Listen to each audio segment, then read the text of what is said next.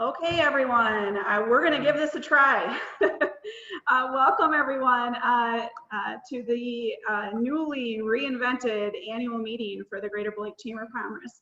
A few housekeeping items. We are recording today's dinner. We like to see faces if we can.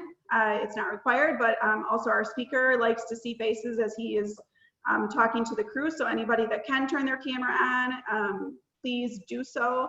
Also, we have chat capabilities on. Please turn your chat on so that we can see everyone and talk to everyone in this new way today. You can also raise your hand, and we're going to have a silly question here in a minute that you'll be given the chance to check that off. So with no further ado, I will get this thing started, and we will see how our very first virtual annual meeting goes. I'm very excited. My name is Amy Thurner. Of course, as you all know, I'm the Executive Director for the Greater Beloit Chamber of Commerce, and welcome again to our 93rd annual meeting, the virtual way. Today, you will see some very traditional aspects of our annual meeting, along with our new virtual aspects. We look forward today to celebrating our past year and to also showcase some amazing local businesses and community members today. Speaking of things that we can only do virtually, here is your chance. Hand to heart, who is currently in their pajamas? Let's drop something in the chat. Let's raise our hands. Let's kind of get everybody so that we can all say hi to each other here. Come on now, I know that there's people in their pajamas. Not everybody's back to work. All right. Not in my pajamas, but I love your question. Okay, and then, so my duty here is to do my thank yous, to talk about what we've been working on here in 2019, which seems so far away now. And then also to look forward to the future and to share Quint's messages and to celebrate some great businesses. I'd like to start by thanking our sponsors first and foremost. Our gold sponsors, ABC Supply, Alliant Energy, Beloit Health System, Blackhawk Community Credit Union, BMO Harris Bank, Greater Beloit Economic Development Corporation, Carey, Nolan and Mowat, Regal, Tricor, and Visit Beloit, our book sponsor. I'll be talking a little bit more about that later in the event.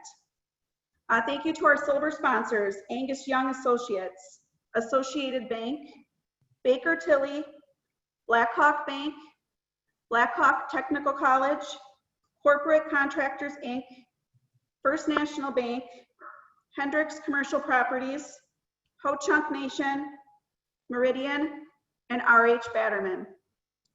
This group of businesses did not hesitate to say yes when I reached out to support this virtual event versus our in-person event. We are so thankful.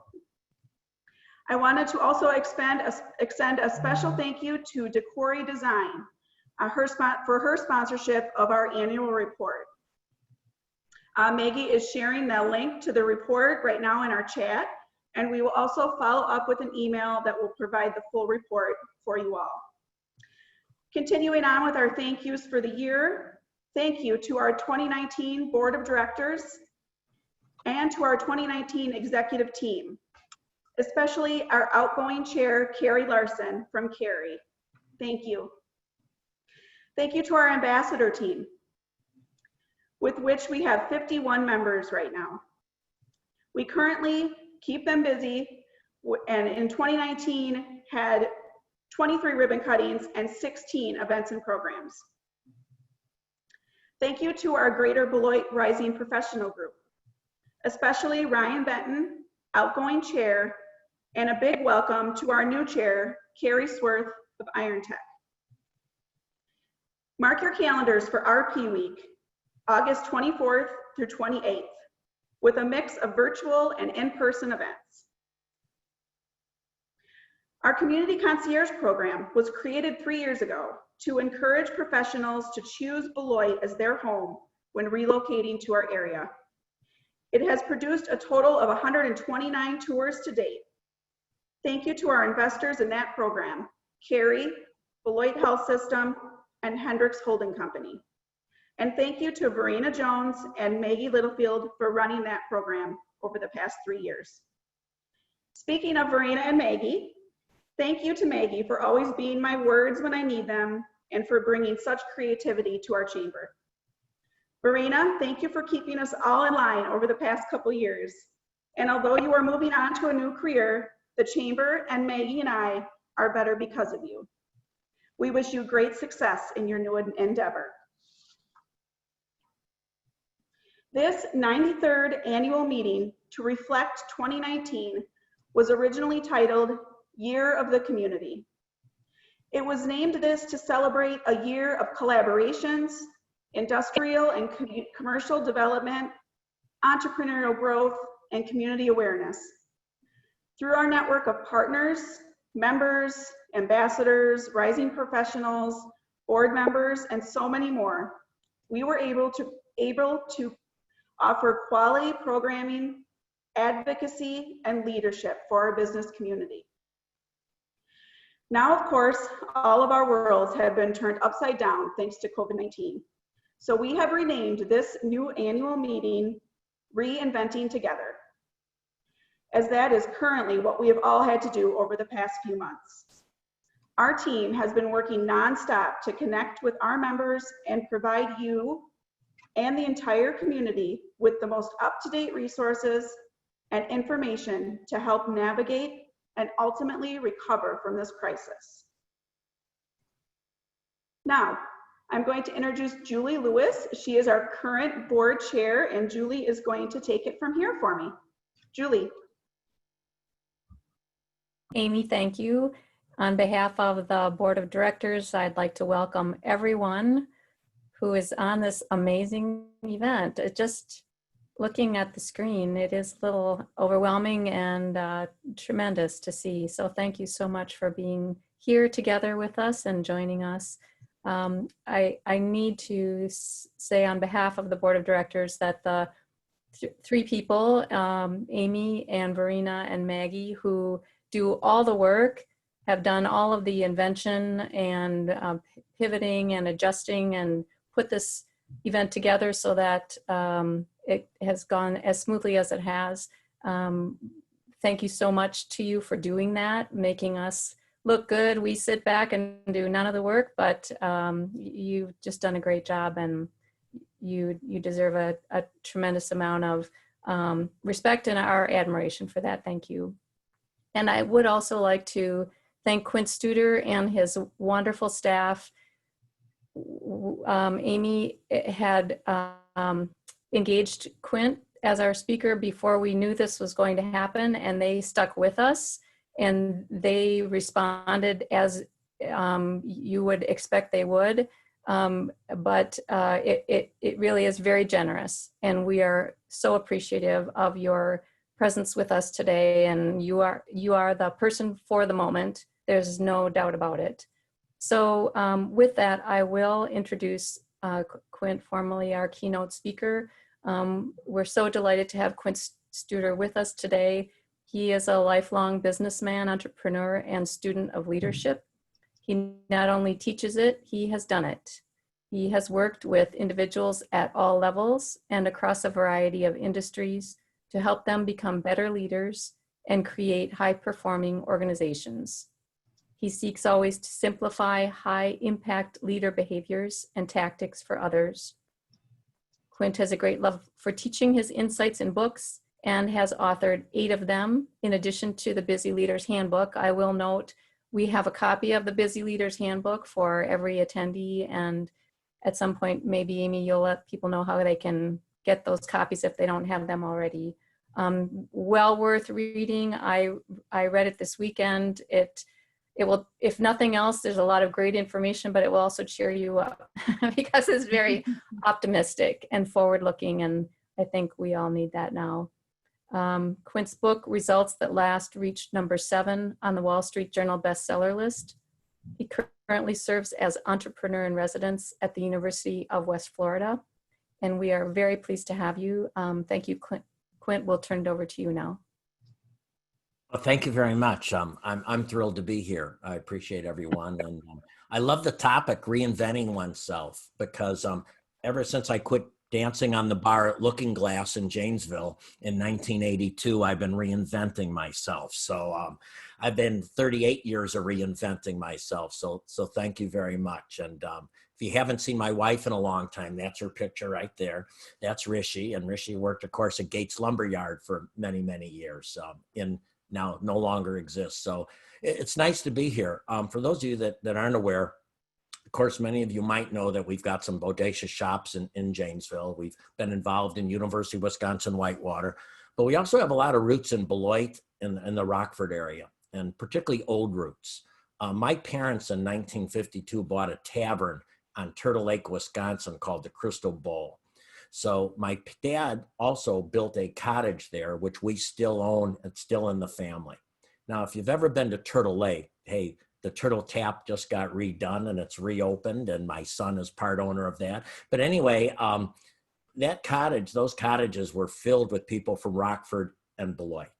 The Bloom family that owns ABC, A&B Trucking, for example. The Giroux family. Phyllis worked for years for the city of Beloit. The Carroll family from Carroll Electric, the Dix family, the Jensens, so many of the people that we grew up with and I knew are from Beloit. And then, of course, when I worked for CISA 17, which is now CISA 2, Beloit was in my area, Beloit and Beloit Turner, and so on. In fact, Ed Gavigan was just not here too long ago, who had coached both at Beloit Turner and Beloit. So we still have a lot of connections with you. So it's exciting to be back as part of the Beloit community. And even though I know Ford Janesville is on, I'm going to really specifically talk a lot about Beloit for this story. When we get done, what I'd like to have you feel over the next half hour is, number one, feel better than when this phone call started. That's the one goal, that you'll feel better. Certainly the food lines were a lot easier this year than most of these chamber events and so on. Another thing I want you to do is probably feel not only better about you, but better about where Beloit is. Because I will tell you a little bit how I wrote my Vibrant Community book. I'm better where Beloit is, but I really want you to be pumped about where Beloit's going to be. Not only where it is, but where it's going to be. I live in a community in Pensacola, Florida, where we love living in the past. I mean, we love the past. And I've been trying to push the fact that, you know, you can't change the past, but we can change the future. And the future's a bright one for Beloit, and I'm going to explain really why. Not just to throw a bunch of things so you feel good, but give you some information why I think it's really, really important. When I got to Pensacola, Florida in 1996, I came from Chicago, and I came to be president of a hospital down here. Now, my daughter-in-law, Danelle, works at Beloit Memorial Hospital. She's worked there forever. I knew Tim McKibbett when he was just a little intern at Beloit Memorial Hospital, in fact. So I went to Chicago to be the chief operating officer after some years at Mercy Health System. And then I came down to Pensacola to be president of the hospital here. And we did pretty well. And my wife and I moved here with the youngest two kids in 1996. In 2000, I started my own company called the Studer Group, and pretty much traveled the country. Didn't pay much attention to local stuff because I was running a hospital, then I was building my own company. So I was on the road almost all the time, never really went downtown because there was nothing downtown to go see personally, and so on. In 2004, 2005, I was contacted by Jim Clifton, who's the chairman of the board and president of the Gallup Corporation. And at the time, he said, Quint, hospitals that your company works with outperform those it doesn't work with. We're into research, and we'd like to research your methodology to see why it's working. I flew to Washington, D.C. They have a small office in D.C., a bigger office in Omaha, and we met. And he was giving me a tour. And before we got into like talking healthcare, he was feeling really good about some of the research they had done over the years that he thought helped make the world a better place, whether it be civil rights, whether it be other movements that he felt they had an impact with.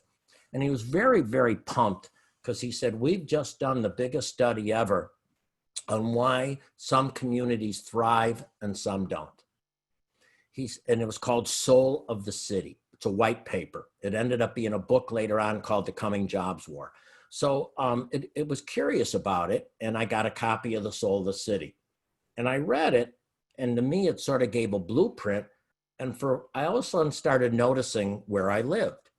And I started noticing when I went to other communities how they had some cool stuff. And why don't we have cool stuff like that? You know, why aren't we more like Portland, Maine? Now, if you've ever been to Maine, Portland is a great city. Bangor is not. So it's not weather. And that's one of the things their research showed. It doesn't have a lot to do with location. It has a lot to do with some other things. So let me walk through some of those things, but then it's gotten more complicated since then. One is great cities really pay a lot of attention to keeping the businesses they currently have. They're not near as gung-ho on recruiting new businesses as growing who's already there.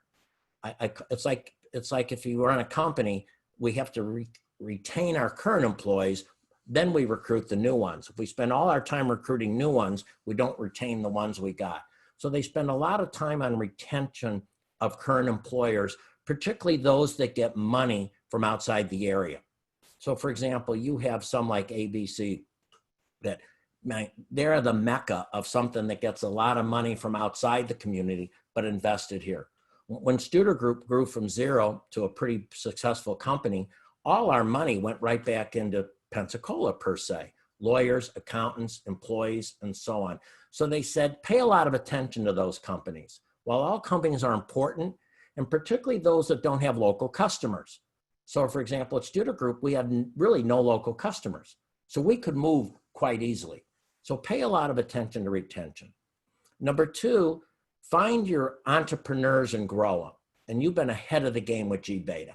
Find your entrepreneurs and grow them, because young entrepreneurs or any age entrepreneurs are going to go where the money is. They're going to go where they can get the capital infusion. So pay a lot of attention to that. And then he really got my attention when he said, here's what it really comes down to. Who can keep their talent home, get their talent back, and get new talent. And if you keep your talent home and get your talent back and get new talent, you will win when it comes to creating great communities. Now, if you look at the history of the United States, for the last 5 decades, cities like Janesville, Beloit, Pensacola, we have exported talent. We've exported talent to big cities, whether it be Chicago, whether it be Madison, whether it be Milwaukee. We don't lose people to those cities. We lose people to Nashville, Tennessee. We were joking that I think when kids were born, they wanted to face Nashville so they'd be closer to it as they got older. So we lose people to Nashville, Tennessee. If they're African-American, we lose them to Birmingham, and we lose them to Atlanta, and 40% of our population is African-American, and we got to keep that talent home. So what we've been doing for 5 decades in our communities is exporting talent, and we don't get any money. Now, I will tell you, if we were at least a search firm, we'd be getting $42,000 to $43,000 for everybody we placed in one of these other cities. So it hit me. How do we reverse that migration? And then he told me you have to have a great downtown. He said, young people like downtowns. So when I came back to Pensacola, we said, how do we create a vibrant, great downtown, which is what you've been doing here in Beloit for many, many years. And that's where Forward Janesville got a little bit ahead of the game too. How do you create that great downtown? So when I tell people here, because we got pushback, why are you spending all this money downtown? And so we did a poll. We had a politician who was very aggressive. We're spending too much money downtown. We got to spend it out of downtown. So we actually did a poll of this elected officials part, their area, because these aren't at-large seats. And we did a poll and asked people, why do you like living where you live? You know what they said? It's close to downtown. That's why we like living here. So we got into this downtown, not as a goal, but as a tactic. Now with that, we've learned an awful lot throughout this entire process. And if you're thinking of a formula, think of this. Capital follows talent. Talent follows place.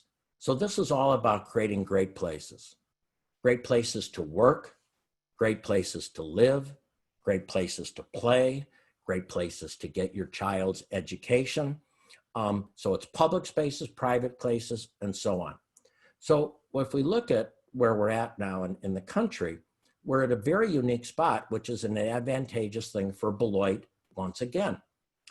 We're at a pause period, a very national pause. Now, I was talking to the sponsorship group earlier, who I appreciate, and Amy, this has been a great time for chambers to really step up, and I know you've stepped up. You can tell by holding on to your membership, their confidence in you. So if you look at the pause, and I was telling people, I live in Pensacola, Florida. We had Hurricane Ivan in 2005. I don't think you had it in southern Wisconsin. We were shut down. Our competitors for tourism, because that's a big industry here, were not shut down. We had the oil spill some years back. We were shut down. Our competitors were not shut down. This is the first time we're all on the same wavelength. It's like a racetrack that threw out the yellow flag. And it's interesting because I talk to 2 or 3, 4 cities a week, and they tend to want to fall into this COVID-19 like they're the only place that ever had COVID-19. And we all have it. Everybody has it. In fact, I have it. This is not the year to own a AA baseball team, not the year to own 200,000 square feet of commercial office space in downtown Pensacola, and not the year to own 3 event centers in Pensacola, because it is a revenue disaster for us. So I get it, but so does it's not like we're the only minor league team that's not going to play. 168 aren't going to play. It's not like we're the only event center that's shut down. They're all shut down right now, pretty much. They're opening up a little bit now, we can go. So it's who comes out of this the best and who comes out of it the strongest. And that's why I'm excited about where Beloit is at. I'm going to go a little bit into the stadium. The stadium is in a great location downtown. For those of you that aren't aware of this, there are cities that tried to stop Beloit from having a new stadium. They were very aggressive, even up to a couple months ago, because they know there's going to be 40 less minor league baseball teams next year. And if they can keep Beloit from having a stadium, that increases their chances. So great courage on Diane Hendricks to move forward with the stadium. And what Diane told me, it's not about baseball. It's about sending that national story that we're open for business, that Beloit's not paralyzed. Beloit's moving forward, and we're going to be better than we even were before. So this is a great time. Now, it's interesting, too, because Beloit and Janesville both struggle with the same thing. It's like Columbia, Mississippi. When I was speaking in Columbia, Mississippi, here's how they advertise. They're close to they're close to Gulf Shores, Alabama. They're close to New Orleans, and they're close to Hattiesburg. Now, why would you advertise the good news about living in your place is you're close to where you can get out? And sometimes when I'm in Rock County, people say it's a great place to live. It's a great place to live because you're close to Milwaukee, you're close to Madison, you're close to Chicago. I want to hope we all change that to say, I want Madison to say it's a great place to live because you can get to Beloit easy. I want Chicago to say it's a great place to live. You know, it's only an hour and a half, and we could be right in downtown Beloit.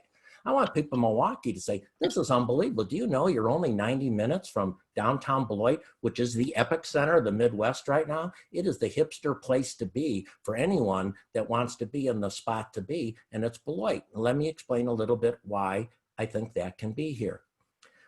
Number one, you have a great location. And it's not because you have the interstate that goes by you. That's nice. But you have a great location. That's what's going to save minor league baseball for Beloit. Stadium, location. Number two, you have diversity. Young people don't want to live in a place where everybody looks the same. They're looking for diversity. They're looking for diversity across the board. You have a downtown that's going to be spectacular because what you've got is one end of your downtown is already spectacular, where Ironworks is and the Goodwin and the Velvet Buffalo and all those great things that are downtown, but you didn't have a second bookend. And if you look at cities, they need bookends, and they need a bookend so people walk from one end to the other, but they'll only walk so many feet before they have to see something. So the stadium and the development around it creates a bookend.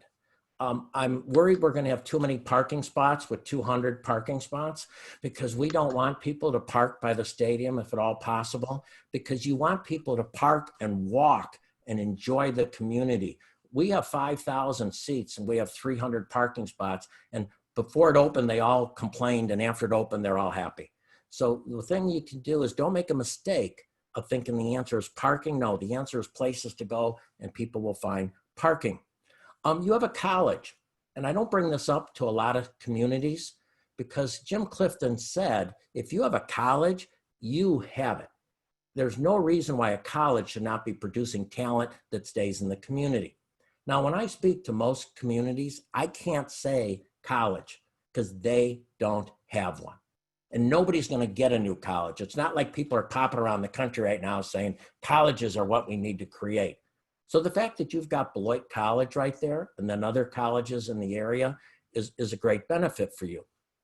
The other thing you've got, credit to you, is you have already Entrepreneur Center.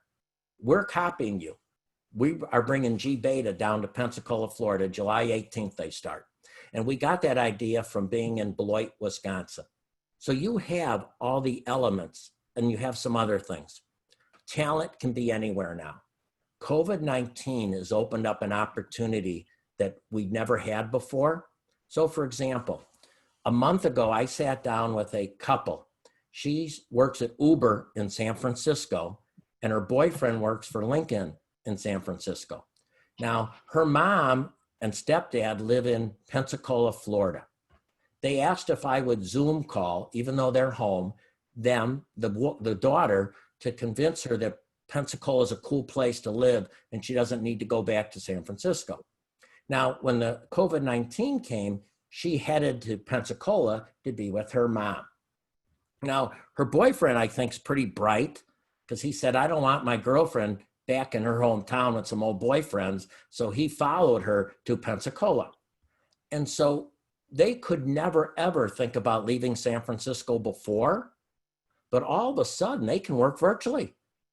And they can work virtually for a long time. So just imagine the talent that is sitting in Milwaukee, is sitting in Madison, not the hub of safety right now, sitting in Chicago. Because what do people want? Safety. And they can get to Beloit, which offers a cool downtown, entrepreneurial experience, and diversity. So let me walk through a little bit about my book and what I learned. I'm an author. I've written a number of books. I do some other things. I still have a lot of employees. We have a number of businesses. And Dottie DeHart's my publicist. And she called me up a couple of years ago and said, you should write another book. And I thought she meant Busy Leader Handbook, because that's the type of books I write. She said, no, I'm building a community. And I said, oh, come on, there's lots and lots of books on building communities. And there are. So why don't you do some research? She did research and she came back and said there's lots of books on it, but they're usually specialists. They're urban planners, they're academias. No one that's just a blue collar, roll up the sleeves, grit and grind person that's been through it. I've been through a referendum. You know, when we went to build our stadium, we have a referendum. We had 8,000 people vote to keep toxic soil downtown instead of building a stadium. Luckily, we had 10,000 say we should build a stadium. I've been through a court case trying to stop development. So I've been through this stuff.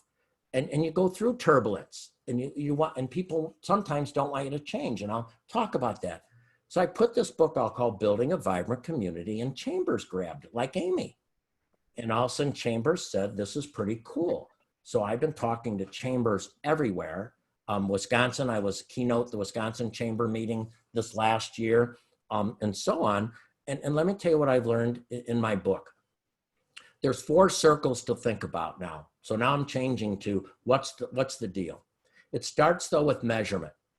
So in my book, Building a Vibrant Community, you'll see a dashboard. And it's not a city government dashboard. And by the way, Lori Luther has been phenomenal to deal with when it comes to this stadium, has been the Riverbend Stadium Authority. So what happens is it's measurement. So if you look in the back of the book, we have a measurement. So I know, for example, that our median income is now above the norm. I know what our kindergarten readiness is because we have to have a wake-up call and measure it. Next, we did a Mason-Dixon poll because people all say we have a good quality life, a bad quality life. We brought in Mason-Dixon, who measures quality of life.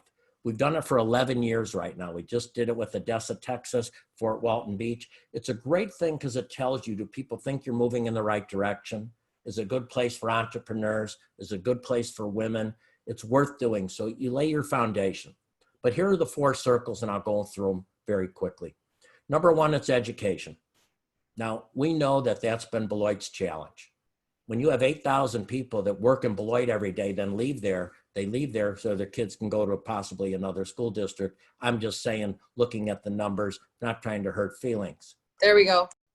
So what I'm saying here with this is, now, but let me change the education conversation, because it's 0 to 3 education. John List, who's the chairman of the economics department at the University of Chicago, wrote the foreword for my book. And he said the number 1 economic indicator for the long-term health of a community, are your children ready for kindergarten? Now, we measure kindergarten readiness, and I'm sure Beloit measures it too, probably Janesville too. 85% of the brain is developed by age 3. So the question is, what are we doing with the moms or dads before the child is 3? One of the things we've done here in Pensacola, and worth talking about, is we've partnered with the University of Chicago, and we have been doing this now for over 3 years. Every mother that has a baby, before they leave, gets an educational session on how to build her child's brain. And that has made a huge impact in us. We have peer-reviewed research that shows we're turning the dial. They also register for a program called Boston Basics that runs out of Harvard, and they get text throughout the first 3 years of their child's life on what to do to build their child's brain. So public education has been getting beat up for a lot of years. School teachers have been getting beat up for a lot of years. And I don't think it's public education. I think it's the fact that if a child's not ready for kindergarten, you're falling behind. If a child's not ready for kindergarten and they drop out of high school, a girl, 70% of women have a child before they're 18, and 60% of young men end up in jail. Now, we've created early learning gardens. We've created early learning everything. And that's something I hope the Studer Community Institute can help bring to Beloit as we get more involved there, because we've been really trying to turn the dial in that. I also like the charter school, because I think the charter school will make all education better, because they're going to help all teachers. They're going to learn methods and methodology. So it's not an either or, it's how do we work at things together? You've taken a step very much like the Walton family. The Walton family have been trying to recruit talent to Bentonville for a long time, where they've built their own charter school now. It's not a either or, it's how do these both work together? Because some people are going to like one versus the other, but it'll raise the bar in education. I know it's a controversial thing at times, a courageous thing at times, but it will make education better overall. Next, outside of education, is skill building. I'm really impressed with your chamber, with your supervisory skills program. We have gone all in on supervisory training. Last month alone, we had 1,800 people complete supervisory training programs, because the Studer Community Institute is all over that. I will tell you, I go to a lot of chamber websites. I haven't seen many chambers in the country has aggressive supervisory skills training as you have in Beloit. The question is, do the owners of the businesses understand the value that is? Because sometimes with small businesses, we're just too busy. We just don't have time. So I think the second circle is skill building for small businesses, tied into mentorship, and you already have G Beta. So you already have 80% of the pieces. It's do we utilize them, and do we maximize what we already have in our community? So we have 182 people on here. The question is, has everybody completed the supervisory skill training the chamber offers? And has anybody that's in management completed them? We look forward to working with Amy to bring some of the other things that we've been doing around the country. Again, no charge, bringing it to to Beloit area. The third thing is downtown. And you are far advanced, way far advanced than most people when it comes to downtown. We believe the stadium and the development around it is the next thing that'll separate you. And we're pretty good at getting publicity and branding when we do something. So we're excited about that. And we're excited the fact that it's privately developed. I'm signing a 20-year lease, full risk, so the public will never have to put any money into the stadium. And I'm guaranteeing that we'll never take, first of all, we might not make any money to take out, but if you want to see the pro forma Quint at quintstuder.com. I'll send it to you. We basically, every dollar will stay right back into the community, which we're really excited about. The fourth thing I'm going to close up with a little bit is civic engagement. If I rewrote the book again, I would hit two areas heavier. One is change management. I asked city councils across the country, chambers, how many of you have taken a program in change management? And I've written a lot of books on change management, a lot of articles. The thing I had to learn in a community is change is so hard. People ask me, would you ever, years ago, they said, would you ever want to do for communities what you did for hospitals? I said, it's too hard. What's great about running your own business, you can hire people. I mean, you can fire people. You ever want to just fire someone in your community? Just say, you're out of here. And here's the other thing I had to learn.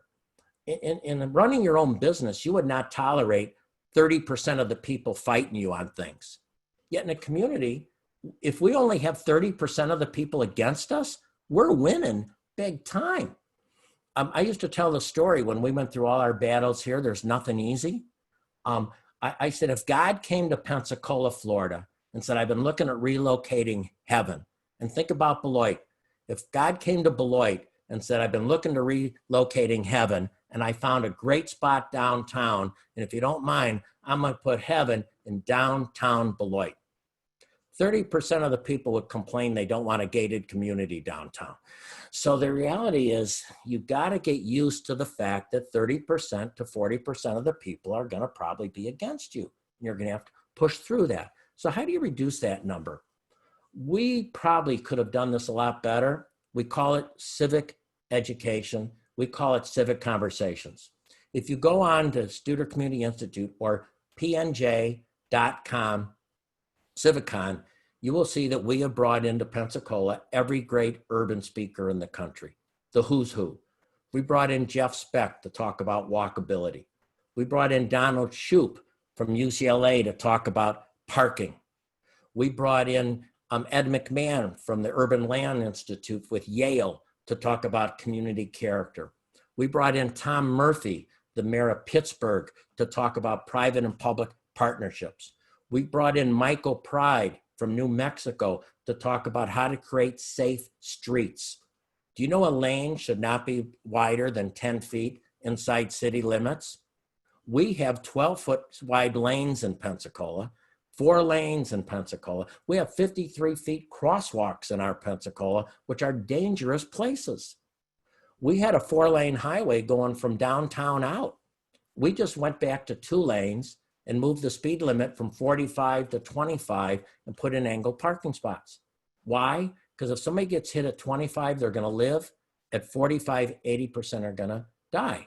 Now, when we did that, people got it because we educated them. So I think the civic IQ is huge. And one of the things that we're looking forward to our institute bringing in, if Beloit wants it in Janesville, is bringing in this type of urban education into the community, because that's an eye-opener. Now, you might say, well, how many people show up? Our first speaker was Chuck Marone. He's from Strong Towns. He talked about infill using vacant land. In Pensacola, we have a lot of vacant land. And instead of building new subdivisions with new roads and new poles, he said, what if you just took the vacant land you had and put it back to use? We don't know how many people would show up. Well, 275 people registered, which was the maximum amount that could come in. So we put it live on the paper, did like live. You could go to the paper, Pensacola News Journal, hit a button and watch it. We have over 5,000 people watch it. In Pensacola, we have these big live oak trees, and we have a group that wants, they call heritage trees. We will have a group that wants to make, if they're so small you can't cut them down, we want another group that wants to say if they have to be so big to cut down. They're on opposite ends of the spectrum. So we hired an arborist to come in, but she came in virtually now, which has opened it up. And she did 4 breakouts with community people, and then she did a community lecture on trees. And we had 13,000 people watch her community lecture on trees. So when they meet and talk about that, you have to bring best practices into your community, because otherwise we don't have the civic IQ we need to move forward. Just like I said, a little bit of a push on parking. People will think, well, you need a lot of parking by a stadium. No, It's the wrong thing to do. You want to have them park every place so they can walk in. And who makes a lot of money is churches with parking lots. So anyway, but if you don't know that, you think the opposite. So there's all sorts of community education. The last thing I'll close with in the last couple minutes is turbulence. If you have time today, go to hit on YouTube or Google, whatever you hit, Chuck Yeager, Right Stuff. You'll pull up an old movie called Right Stuff, which Chuck Yeager was in it. It was later about the space flight, but Chuck Yeager broke the sound barrier. He's a West Virginia pilot, a test pilot. And at the time, people thought there was a sound barrier, but they didn't know what it was. So they get up to a certain speed and the plane would start shaking. So if you shake, you pull back the throttle. If I'm driving on highway County A or County P and my car starts shaking, I'm going to pull back on the throttle. Yet what they found out with airplanes is you push down on the throttle in the test pilot. So pilots were not pushing down on the throttle. Now, Chuck Yeager's a little unbalanced. And by the way, to create great communities, you got to be a little unbalanced. You got to be a little bit crazy, because who would think that you can create these great communities? Who would think to invest in some of these communities that have not been moving in the right direction for years? We brought in a person from the Atlantic who wrote the book, Our Towns. And he studied 100 towns, and he said every great town has somebody who, what they call a patriot investor. It's somebody that's got money in that town that has this crazy thought, I want to create a great community because I want to make a place to keep kids. And as you know, you have that in Beloit, and you're very fortunate to have it. So in the movie, some test pilots think Chuck Yeager's nuts. His wife is scared he's going to die. They're putting all these bets on Chuck Yeager, and he kept the throttle down. So as every city moves forward, we're moving, right now we got turbulence in Pensacola, Florida. We have a 50-foot statue honoring Jefferson Davis in downtown. Now, that's insane, but you wouldn't believe how many people want to keep the Jefferson Davis Confederate statue up that was built in 1890. But we're going to push through that turbulence because we can't attract young people and other people. That's just not the right thing to do. So we got turbulence. We had turbulence over almost everything we've done and so on. And what I'm trying to say to Beloit is you might have already had turbulence. Could be when you say a charter school. Could be when you say you're going to put a stadium downtown. Could be when you're going to do other things to attract Amazon, things like that. But you're going to go through turbulence. And my message for Beloit is keep the throttle down because you are right there. And sometimes you don't know how close you are to breaking the speed barrier until you break it. That's what the movie showed. Then all of a sudden it was smoother sailing. And that's how close Beloit is to the tipping point. Last part of my book. In my book, I said every great city has a great intersection, which is true. We picked Halifax and Maine and Pensacola, and you have a great intersection where those four corners all work together. Well, today with COVID-19, you're a little limited sometimes on creating great intersections for a while. But what is our next great intersection? It's not a physical great intersection per se. It's an intersection of our minds. It's an intersection of our hearts. It's an intersection of our spirit. It's an intersection of our talent. And that's what you've got here on this phone call. You've got a great intersection. An intersection of minds, hearts, spirit, talent, and soul that truly believes that the best days of Beloit are ahead of you. And I agree 100%, and I'm looking forward to playing a small part in it. Julie, thank you very much for the opportunity to be here today. I appreciate it. Thank you.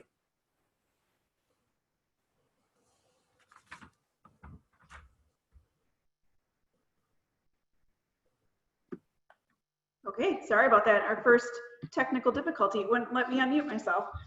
Thank you, Quint. Wow, what a powerful message, and thank you for your investment in our community. It was so nice to hear from you today, and we look forward to working with you more in the future. I definitely want to look into those leadership opportunities, and so thanks again, and thank you to your team as well for helping in the background. I know it takes an army to do these kinds of things, so a big thank you to your team as well. Again, thank you to our sponsors who helped us with this event today. And then also another special thank you to my new IT professional, Maggie Littlefield, who's in the background here today. And the big joke with Chambers is that we all have like 10 degrees and we like get paid for one of them. And so Maggie has now added IT professional to her list, and so far so good. It's going well. Big thank you to our book sponsor, Visit Beloit. I have a little more on that now. Visit Beloit is going to be offering a limited selection of Quint's books to those attending today. The Busy Leader's Handbook and Building a Vibrant Community. Maggie is sharing the link in the chat right now, and that will bring you up a form to request your very own complimentary book shipped to your door. Requests do come on a first come, first served basis because we have a limited amount of books. And so please get that in. We also share that link after this event. We'll have lots of information to share after this event, and that link for the books will be in there as well. So a big thank you to Visit Beloit for that donation. So now comes the portion of our event where we will be trying to do a video on our awards. And typically, you know, we celebrate these in person, and but we have had a lot of fun doing this video, and it is pre-recorded and produced by Ethos Films. We do apologize if you experience a lag or quality issues. Zoom is not meant for big full-length videos like this, so if we do experience really serious problems, we will share the link to the full video with you all. So enjoy, and congratulations to our award winners.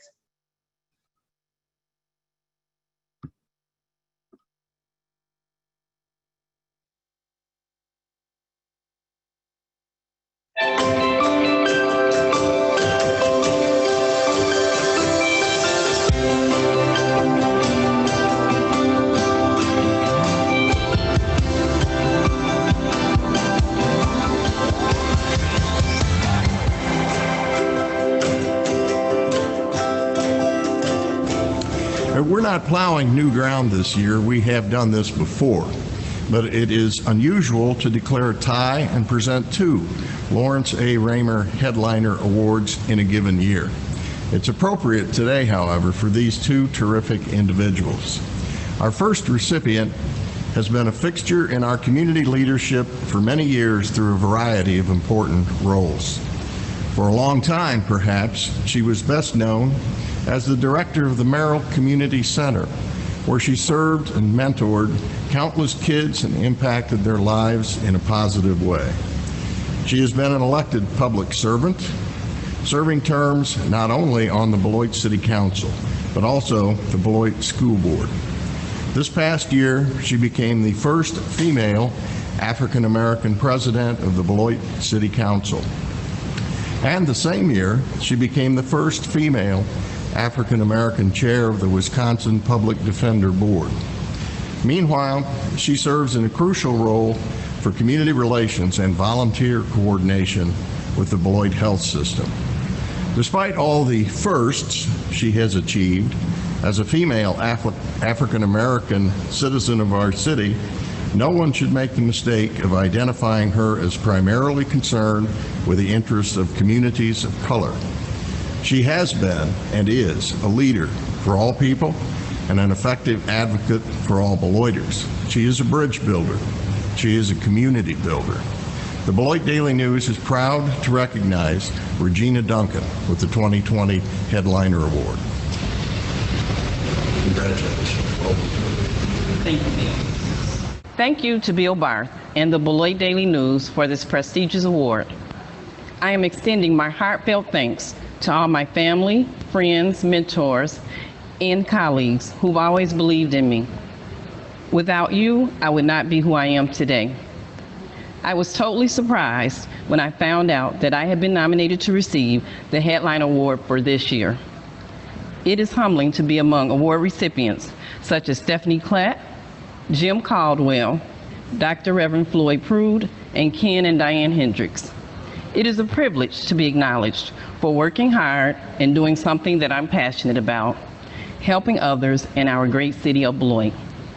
Each year that I've attended the Headliner Banquet, the award winner has a message, and I hope that what I share today will stay in your head and in your heart forever. It's very simple. I ask that you embrace diversity. Each day, I live my life trying to be a positive example for girls, women, and people of color by serving on numerous boards and committees, and now in a leadership role for city and state government. I must admit, no matter what it looks like, my journey has not been easy, and I've faced significant challenges along the way. Many times, I am the only female or person of color in a room or in a meeting. For me, it's something that I have become accustomed to. However, I'm hoping in the future this will not be the norm. My hope is that we will see real change where people of color can make their voices heard. We must appreciate others who are different and encourage them to be part of the conversation. I've been given many opportunities to achieve my success, and we need to extend those same opportunities to others. We must welcome and encourage others to be part of our groups, boards, and committees because it is crucial that we have more diverse voices represented, empowered, and ultimately heard. Please join me in paving a way for others. In diversity, there is beauty and there is strength. And that's a quote from Maya Angelou. In Beloit, we are beautiful and strong. So let's embrace our differences and unite as one. Thank you. The Beloit Daily News also takes great pride in recognizing a second deserving recipient with the 2020 Lawrence A. Raymer Headliner Award. This Beloit native, hailing from a long-time accomplished family, has been a tireless worker on behalf of the community and a strong booster who believes Beloit's best days still lie ahead. He has served 15 nonprofit boards and is president of several, including Beloit Catholic High School Board, Visit Beloit, Downtown Beloit Association, and Hands of Faith. He spent 13 years at Beloit Catholic High as teacher, coach, and as its principal.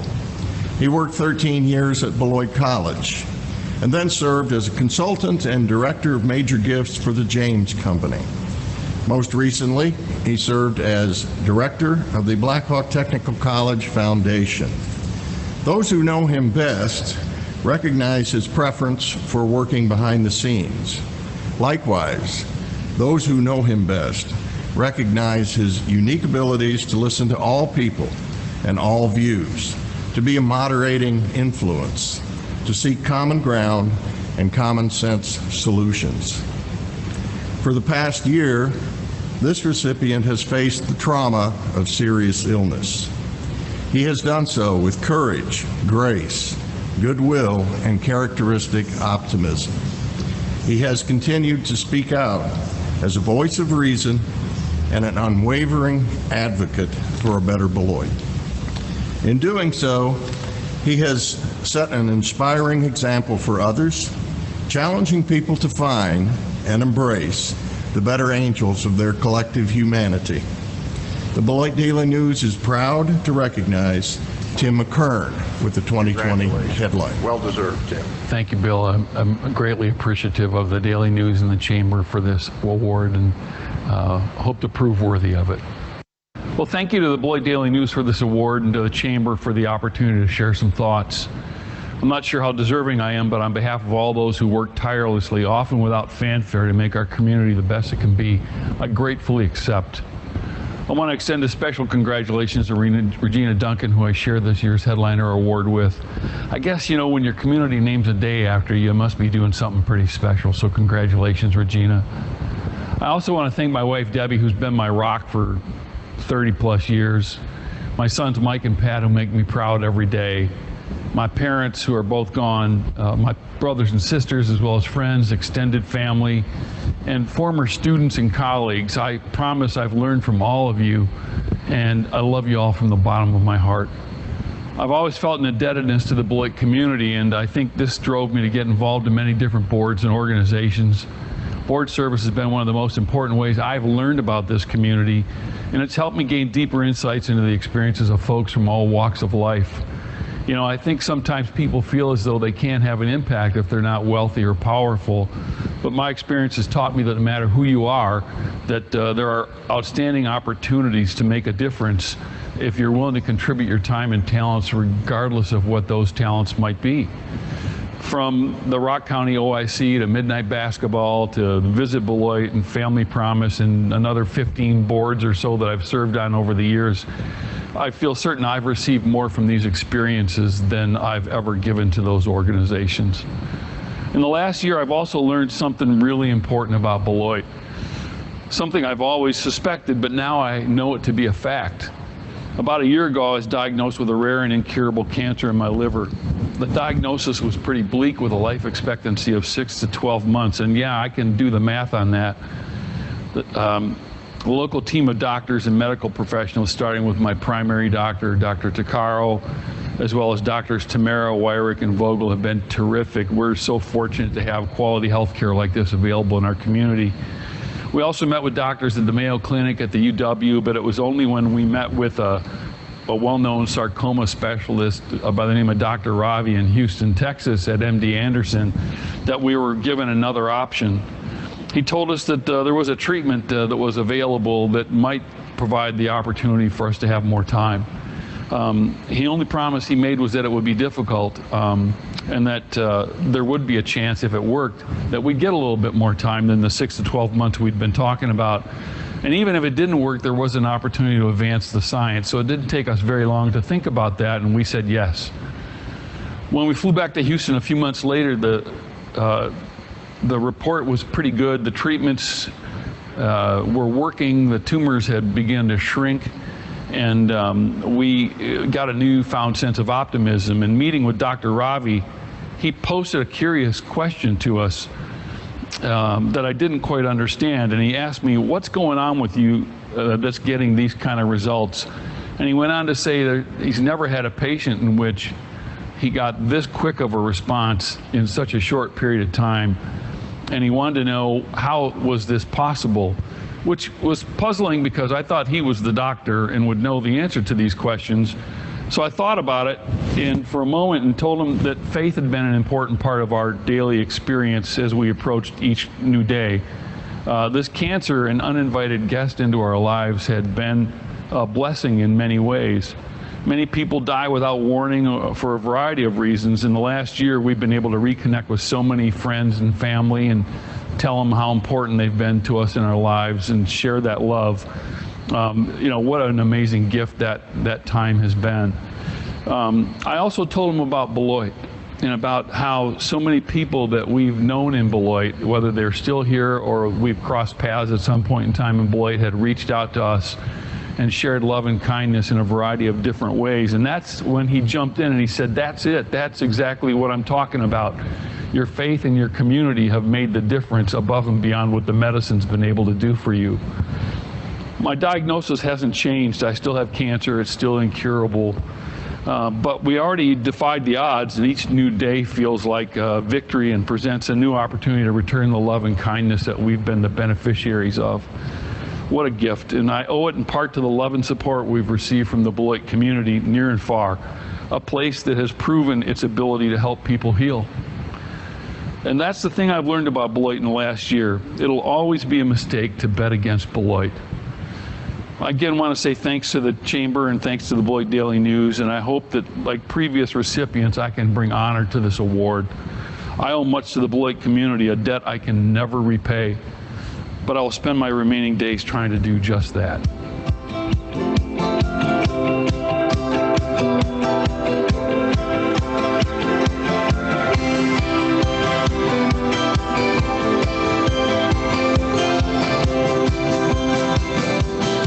Innovation and creativity describe this year's Large Business of the Year.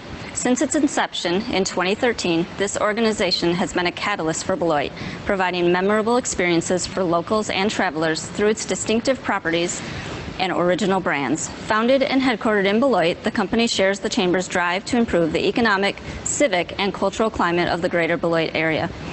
And it shows. With more than 600 employees, it is a hardworking brand with hardworking people who truly champion our city and our region.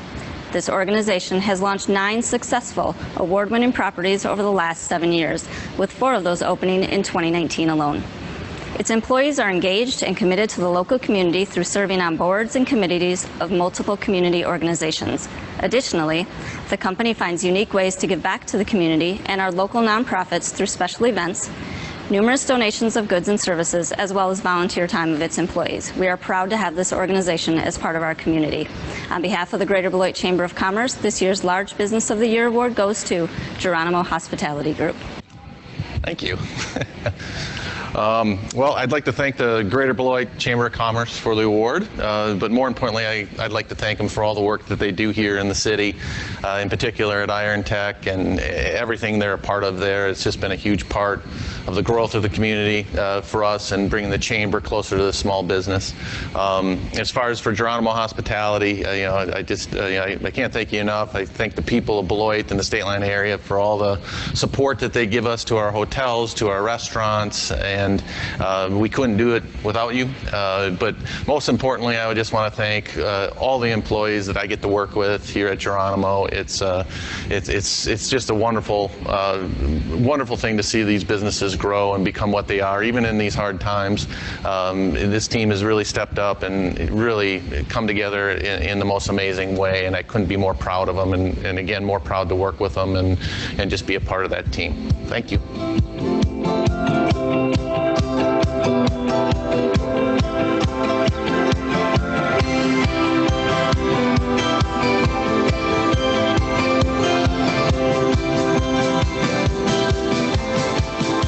Small Business of the Year award is being presented to an extremely deserving family-owned business that has been in operation in the Beloit area since 1980. The business started out as a wholesale woodshop in South Beloit. It has since expanded to include a successful custom awards business, as well as acquiring an existing business and growing to a second location in downtown Beloit. This small business has grown significantly over the past 2 years and has been able to expand product lines and offer screen printing and embroidered apparel, lasered engraved gifts and services, awards, promotional items, personalized products ranging from glassware to kitchenware to unique gifts, and so much more. The owners are completely committed to our community and always strive to buy locally sourced products and offer several items from other local businesses as well. Last year, they launched their Young Entrepreneur of the Week program, allowing young people from the community to take over part of their front counter and sell homemade products and goods. Their community-minded focus makes them the perfect business for this award.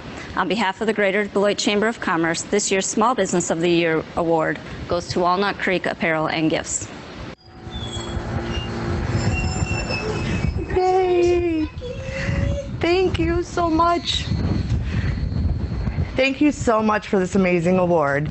I would like to say that it's easier for me to stand here in front of a camera than what it would be for me to be at a podium with hundreds of people in the audience. But I'd like to also mention a thank you to 3 key members of the Chamber, Amy Thurner, Jeff Voss, and Michelle Matthews. These 3 have been there for me through it all, always pushing me to keep going. I'd also like to thank my family, friends, and staff for always being there for me. I don't know where I would be today without them, especially my mom and my husband, Brian. I've made several great business contacts and friends through the Chamber. Joining this group has been the best thing I could have done for my business. This is my very first award, and it will always be cherished. Thank you so much. Stay safe and healthy, and I hope to see you all very soon. Thank you.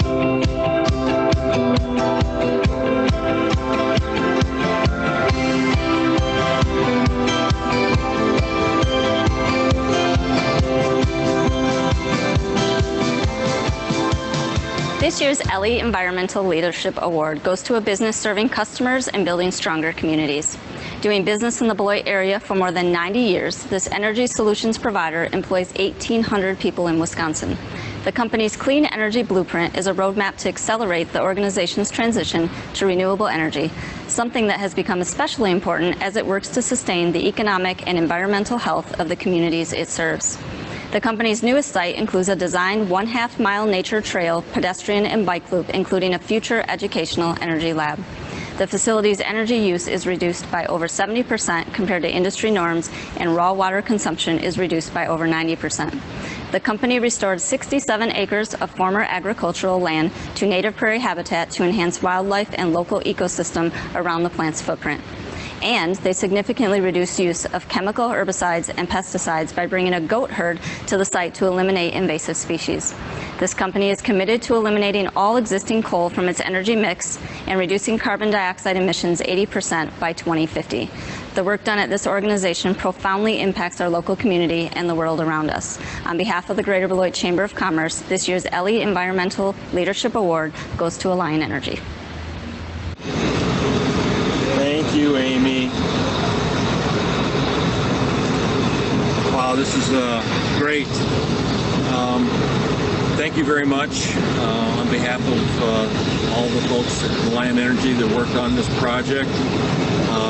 We're excited to accept this Ellie Award for environmental leadership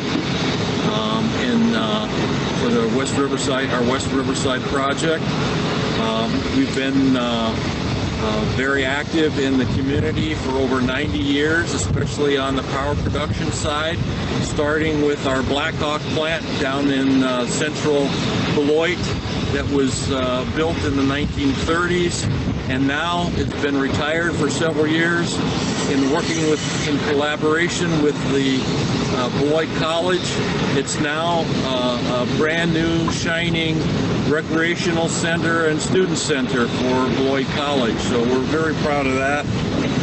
In the mid-50s, we built our Rock River Generating Station, added several combustion turbines, added the existing Riverside plant, built a solar facility, and now just finishing up our West Riverside project. We've done a lot of cool things for sustainability and environmental compliance, and so we'll be real happy to continue on our environmental and sustainability compliance for many years. So again, thank you very much to the Beloit Chamber of Commerce.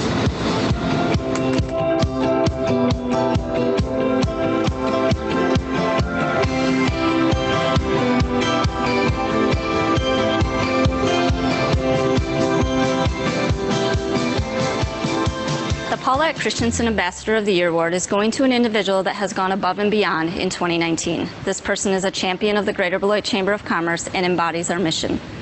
He is always willing to step up, lend a hand, and volunteer in any way possible, as well as offering to provide his workplace as a location for our monthly ambassador meetings.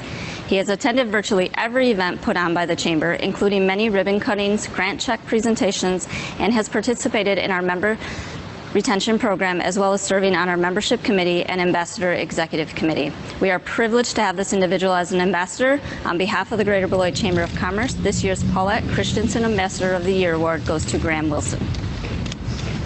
Congratulations. Thank you, Amy, for presenting me with this award for the Paulette Christensen Ambassador of the Year Award.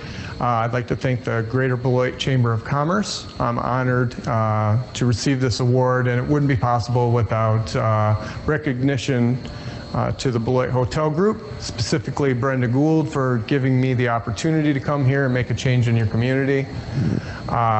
This honor solidifies what I came here to do, and I'll continue to make great strides to help the State Line area flourish. This award is dedication to Paulette Christensen. Today is a day where I feel we need more Paulettes to step up and guide the way. Hopefully we are representing to the community and to the world that there is grace in service.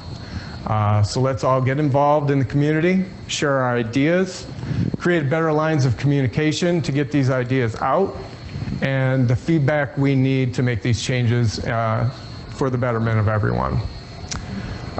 Thank you again to Amy for presenting, the Chamber for honoring, the Beloit Hotel Group for the opportunity. I'm truly humbled.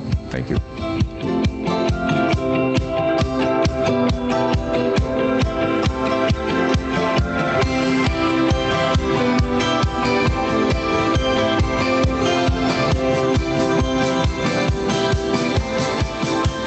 This year's Rising Professional of the Year Award goes to someone who has been a dedicated RP member since 2016. This person served on the RP Board of Directors for 4 years, was the chair of the Marketing Committee for 2 years, designed and launched rpbeloit.com, created and branded the RP logo, and is always willing to step up to contribute and volunteer for the organization with joy. It is with great honor to present this award to a very deserving individual. On behalf of the Greater Beloit Chamber of Commerce, this year's Rising Professional of the Year award goes to Erin Clausen.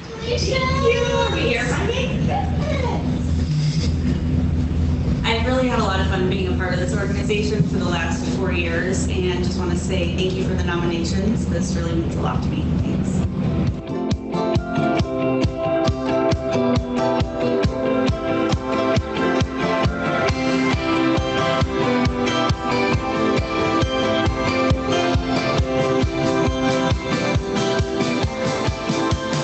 Good afternoon. I'm honored to be presenting the 2020 Ken Hendricks Community Spirit Award today. Before I announce the recipient's name, I'll give you a few hints. He's a proud Beloiter with a large and spirited family. He believes in being involved in his community and giving all he can to make Beloit the best it can be. He shows up as a neighbor, friend, volunteer, and a leader. Beloit is where he and his 8 brothers and 1 sister grew up. He often says, once a purple night, always a purple night. He's all about family. His wife of 44 years says the hardest thing for him is being away from his 3 grandchildren and his special grandniece. He keeps his colleagues entertained with his witty style, including his favorite lines of, quite frankly, or, are you kidding me? You have to be kidding me. His passion for education is demonstrated through his various terms on the Beloit School District's Board of Education, including 2 terms as president. He's never shy to express his opinion, and he doesn't apologize for it. He is willing to make hard decisions, think in entrepreneurial ways, and admit when mistakes are made, all with a devotion to the wellness of Beloit. As a fellow member with him on the Chamber's Government Affairs Advisory Committee, I was personally able to witness his passion for Beloit and the spirited yet respectful ways in which he delivers that. I truly enjoyed getting to know him on this committee, and I'm grateful for the opportunity. Here's a little more to showcase this year's recipient's spirit and dedication to Beloit. He has served this community in the following ways. Past board member for the Greater Beloit Chamber of Economic Development Corps, past president and board member of the Beloit Aquatic Team Swimmers. He served as a member for the City of Beloit's Parks and Recreation Committee and also the Alcohol and Beverage Committee. Additionally, he served on the fundraising committee for the Merrill Community Center. Additionally, he served on the fundraising committee for the Merrill Community Center. He was a previous board member and executive vice president of Beloit Snappers, a past board member of Rec 5.0, and of course he graced us here on the Chamber's board from 2009 to 2013. Currently, after all this service and his recent term on the school board, he's a member of the State Line Boys and Girls Club Committee for fundraising for their capital campaign. Perhaps you've guessed who this deserving individual is by now. So with all that said, on behalf of the Greater Beloit Chamber of Commerce and Diane Hendricks, I'm proud to present this year's Ken Hendricks Community Spirit Award to Mr. Jeffrey Klett. Congratulations. Well, thank you. Appreciate it very much. Thank you for this huge honor. This award means so much because Ken Hendricks was a force of nature who was determined to make Beloit a great place. And he did. I had the pleasure of working with Ken and his wife Diane in 2006. Ken called several school board members and said, I'm flying us to Pennsylvania. He wanted us to observe 2 schools that had great results with their career tech programs. After that trip, we implemented many of the successful things we saw there into our curriculum. Ken's desire for providing our Beloit students with the tools needed to be successful was truly inspiring. In accepting the Ken Hendricks Spirit Award, I'd also like to acknowledge my parents, Fred and Joanne Klett. As many of you know, my parents had 10 children, 9 sons, and a famous daughter. I was blessed to be their firstborn. Our dad was a well-respected businessman and a tireless community advocate. He and Ken were friends, as well as colleagues who served on an area board of directors together. Dad loved Beloit with a passion and instilled in me the value of community and donating time, talents, and money. He believed that by giving, you not only get the best out of yourself, but you can make a profound difference for others. Knowing Dad and Ken were friends who valued community, family, and helping people makes this award so special to me and my family. I'm honored and humbled to receive this award. I only wish that both of them could be here today. Thank you.